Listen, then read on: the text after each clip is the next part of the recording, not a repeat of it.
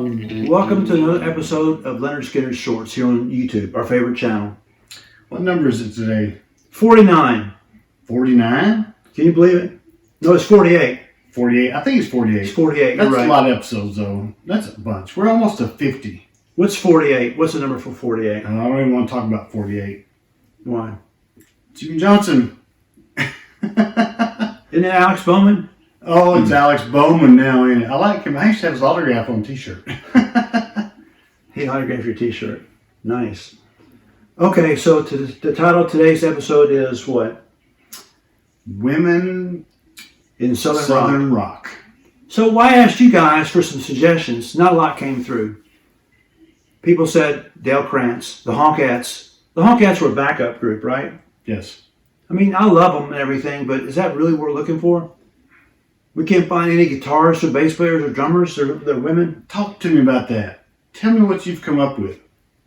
Well, not a lot. Not a lot. So I thought Tina Turner, she's not a player, but she's a great singer. We love Tina Turner. She's from the South, Tennessee, right? Is being from the South enough to make you a Southern rocker? I think Tina Turner is just a classic. Yeah, I agree with that. And she's from Brownsville, right? I think that's right. Is it Brownsville or what's that junction? Grand Junction, Tennessee? I don't know, somewhere like that. Ike was from Grand Junction, I think. Okay. Tennessee, though. Yep, she was from near Memphis. Bonnie Bramlett. Ooh, really? Someone in the comments suggested that. I did not know that. I actually got a book called Women in Rock from Rolling Stone magazine. Just not a lot in there. I mean, you can go old school, like 100 years ago. But I'm looking for players, guitarists, bass players, drummers. Couldn't really find anything with women in rock and roll. Kind of disappointing, in Southern rock anyway. Who was that great bass player that was in the Glenn Campbell backup band? The Wrecking Crew? Yeah, wasn't that a really great bass player in there? Yeah, and there's a lead guitarist was a woman in that one too. But they were all in California. Yeah, okay. I always think Glenn Campbell, I think he feels pretty Southern to me. He's like a rhinestone cowboy. Yeah. So I'm gonna have to lean on y'all for some more suggestions.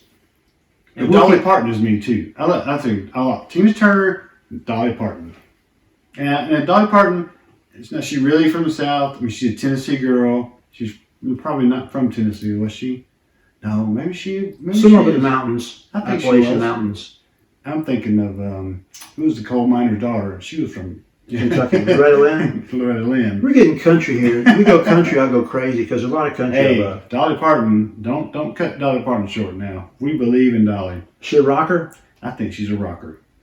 What do y'all think? She's not in my Southern Rock and Roll Hall of Fame for sure. But I think she's rock and roll. But I know there's some women out there. Like in Memphis, there was a girl called Joanna Dean in the 80s. She had a big song called Kiss This, which I thought was rocking. She was kind of a combination Kim Carnes / Dale Krantz. And that's a pretty good combination. It's still my playlist. Wherever you are, Joanna. Put a comment in on and subscribe to the channel, please. Who else are we thinking about? How about some of those girls that Audrey used to play with, that used to come around Memphis and play with? Those Darlings? Those Darlings? Yeah, I like those girls. They were good friends of mine, too. I'm trying to think of some local stuff. My daughter Audrey Brown really kind of fits in there, too, I think. Oh, God, yeah. You can find her second record, The Cody Sessions, on Spotify. Incredible. Yeah, she has one called Somebody Help Me. It's unbelievable guitar riff she does. But I can't really think of anybody else right now. I mean, Audrey's a great guitarist. Audrey puts down some licks, let me tell you. So we got time on this episode. Let's go through some comments. What do you say, Joe? Let's look at them. Need my glasses because I'm too old. Interesting. The original Mr. Breeze says, just being from the South doesn't make you Southern rock. Is 38 Special Southern rock, question mark? What do you think? What's the answer, Joe? That's yes. 38 Special? The Donnie Van Zandt stuff certainly is. Oh, come on. Yeah, I mean. But I agree that Don Barnes stuff was pretty pop. The Dale Krantz was with 38 Special. That's one of her starts. Yeah, she was a backing singer though, right? But she used to lead, remember on Money Honey, things like that? She was really good. Is Three Doors Down Southern rock, he asked? Aren't they from Tennessee? I thought they were from Jackson, Mississippi. Are they from Mississippi? I don't know where they're from. I thought they were from the South, but I don't know. So the Southern rock is a question. Yeah, I don't know. It's. I agree. Being from the South didn't make you Southern rock. I think that's. This correct. is a response to the Tom Petty episode. Remember? Is REM Southern rock? Definitely not. I love REM, but they're not. Mr. Breeze also said he has no doubt that if Steve had survived the crash, the comeback wouldn't have taken near as long, and Johnny would have remained as obscure as he was before they joined the band. Steve would have taken over lead vocals. I think we all kind of agree with that. Yeah. But I think that Johnny had a chance with the Johnny Van Zant band, because I like their sound a lot. Who knows? He might not have ditched his cousins. You want to read a couple? Where are we at here? Get Craig Reed on here. Oh, I think we need to talk to Craig Reed a little bit. He brought us up, I think. Mention who put the comment in. Joseph Yetma, 1658. Thank you, Joseph. We like to get Craig on the show for sure. Yeah. So when Tom and Company became the backup band for one of Johnny Cash's albums, that blew my mind. What a historical thing. Rest in peace, Tom and John. That's from Ronnie 5129. I don't know them particular. Who? Johnny Cash? Tom and Company. He's talking about the Heartbreakers. Oh, it's on it right there? Okay. Yeah, the Heartbreakers backed up one of Johnny Cash's records. Boy, my mind's just blowing. But yeah, I mean, that's cool. I think Tom is Southern. But playing with Johnny Cash is cool. All right, well, my favorite commenters is Google user GP. GP, give us a real name. It would help me a lot. You just mentioned that a lot of Southern rock bands got their inspiration from British invasion. Ronnie had a boat named Bad Company. He admired, Paul Rodgers was a That's his favorite vocalist, wasn't it? great vocalist. Hope they make their way into the Rock and Roll Hall of Fame. Now you mentioned there is footage of Mr. Van Zant wearing a Confederate flag. We found that out from several people. Keep going. Yeah, I saw a picture down on the lower leg of a pair of pants was a Confederate flag. Now, I don't know Someone if it mentioned he may have worn pants with the flag on. Yeah, and I don't know if he was in a show or anything, but it was in a session, I guess a photo session or something. Who's Joseph Brown 7416? Is that you? Yep. You made a comment. Yeah, made a comment. I've worked with some stuff. Here's somebody else that mentions the Honkettes. Google user GP. But then Gotta Do More 7438 mentions Bonnie Bramlett. Then he mentions Bonnie Raitt and Sean Murphy. Sean Murphy played with Little Feat for a little bit. Yeah, I think Bonnie Raitt's from California. She's a California girl, but I still feel her soul is in her music so much. Yeah, I mean, what she does with her slide guitar work and everything is brilliant, obviously. She's one of the best. But I don't know, that makes her, she's more bluesy, right? She's very much blues, but it's her stuff is her stuff. She's Bonnie Raitt.